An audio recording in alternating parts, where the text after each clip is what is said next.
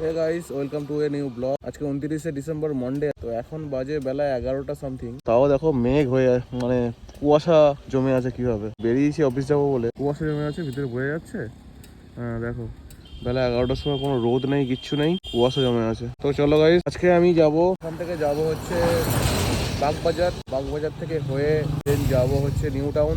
New town থেকে ফের back করবো জোকা। আমি বাড়ি থেকে বেরিয়েছি, এখন জোকা যাবো। হয় জোকা থেকে বাগবাজার, বাগবাজার থেকে নিউ টাউন, নিউ টাউন থেকে বাড়ি, মানে রুম জোকা। তো দেখতে থাকো আজকের দিনটা কেমন যায় আমার। আজকে মাউন্ট করে নি আজকে এখানে, ঠিক আছে, চার্জ বেশি নেই আর টাইমও পাইনি। চলো মাঝে মাঝে একটু একটু করে দিতে থাকবো। আর এখন প্রচন্ড ঠান্ডাও লাগছে, হাত গ্লাভসটা পরা হয়নি। যাই হোক, দেখতে পাচ্ছি হাত পুরো লাল হয়ে গেছে, ঠান্ডায় লাল হয়ে গেছে। তো এখন সামনে একটা চা দোকান আছে, চা ফা খাবো, ঠিক আছে, চা খেয়ে আবার যাবো। তো ভাই এখন চলে এসেছি এই চা খেতে, চা দোকানে।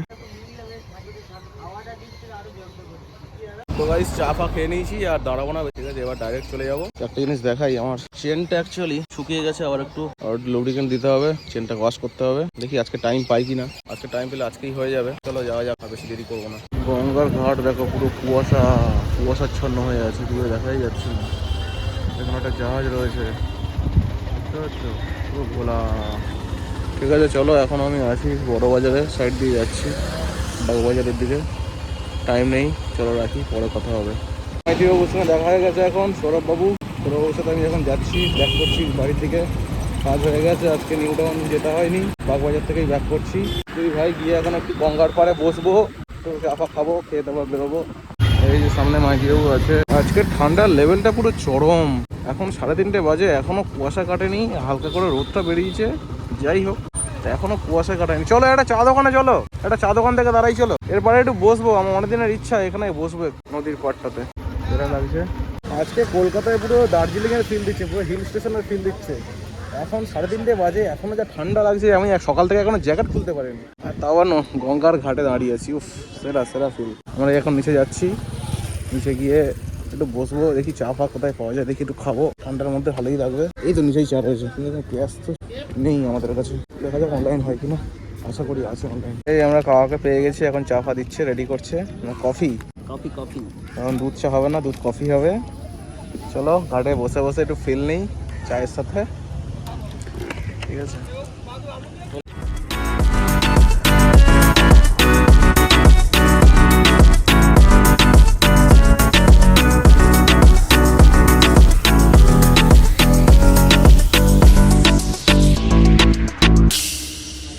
এখন আছি ধর্মতলা রেড রোড।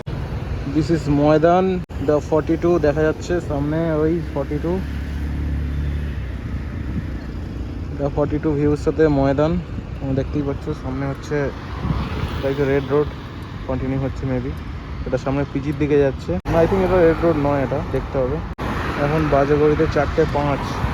আজকে সারাদিন রোদই উঠলো না ঠিক করে, সূর্য উঠেছে বাট সূর্যকে দেখাই যায়নি, এত মেঘে থেকে আছে। আর চারিদিকে কুয়াশাচ্ছন্ন হয়ে আছে এখনো পর্যন্ত। আমাদের সৌরভবাবুর ফোন এসছে, তাই সৌরভবাবু দাঁড়িয়েছে, তাই আমি দাঁড়িয়ে গেছি, স্টার্ট দিয়েছে। এবারে টয়লেটও পেয়েছে খুব জোরে, কিন্তু এখন টয়লেট করতে পারছি না। চলো, কে ফোন করছিল? আজকে বহু জায়গায় দাঁড়াচ্ছি। এখানে তো আমরা সেদিন ম্যাগি খেয়েছিলাম বসে। আমি খাইনি, আমি আসিনি। দ্য 42টা পুরো গর্বের সহিত দাঁড়িয়ে রয়েছে। এই মাঠে বহুত দিন আগে এসেছিলাম, তখন আমি কলকাতার কিছুই চিনতাম না। তখনকার যে ভিউটা ছিল, তখনকার যে, সেটা এখনকার সঙ্গে সম্পূর্ণ আলাদা। কারণ ফার্স্ট টাইম ভিজিট, একটা আলাদা একটা মেমোরি তৈরি হয়। চলো আমরা এই বেরোলাম, আমরা এখন দাঁড়িয়ে আছি পিজি ক্রসিং। সূর্যকে দেখতে পেয়েছি গাই সকাল থেকেই ফার্স্ট টাইম। তো ভাই চলে এসেছি পেট্রোল পাম্পে, অনেকক্ষণ ধরে টয়লেট লাগছিল, এখানে ট্যাঙ্ক খালি করলাম, আর এদের ট্যাঙ্ক ফ্যাঙ্ক ফুল করে দেওয়া হবে। চলো দুজনে যাওয়া যাক। এবারে পাওয়ার আছে, পাওয়ার দাও তো, 337। জোগায় চলে এসেছি গাইস, আমরা ঢুকছি ডায়মন্ড পার্কে। তো গাইস আমরা রুমে চলে এসেছি, এখন বাজে ঘড়িতে 5টা। তোমাদের যদি শর্ট অ্যান্ড সিম্পল ব্লগটা যদি ভালো লাগে থাকে, তো একটা লাইক দিও আর সাবস্ক্রাইব করো চ্যানেলটাকে। চলো দেখা হচ্ছে পরের ভিডিওতে, টিল দেন টাটা।